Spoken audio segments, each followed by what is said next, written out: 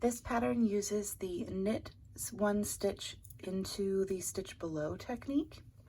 Sometimes you'll be knitting into the stitch below, and that stitch will be the front side of a knit.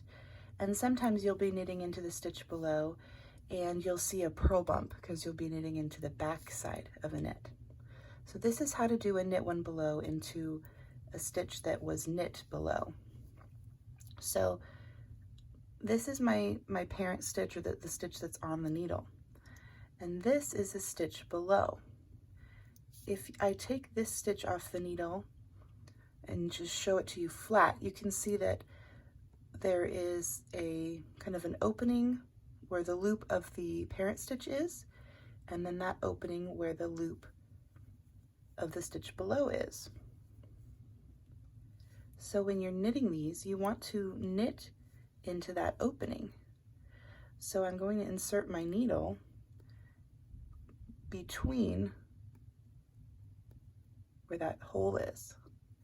When I do that, when I knit that and pull both loops off, you can see that it doesn't drop really anything because the stitch above sort of sandwiches down into that stitch below.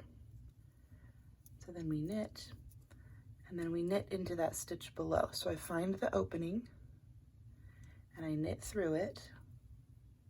As I do that, you can see that 2 loops end up wrapping around my new knit stitch.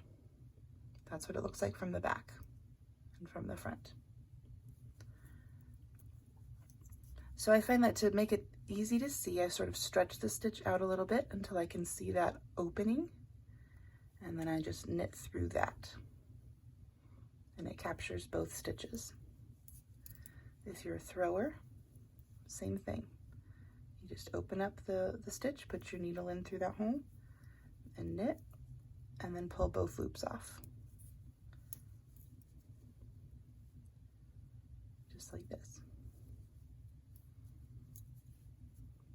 And it creates, this is like a faux brioche. This is how fisherman rib is created, and it's sort of like a half brioche stitch.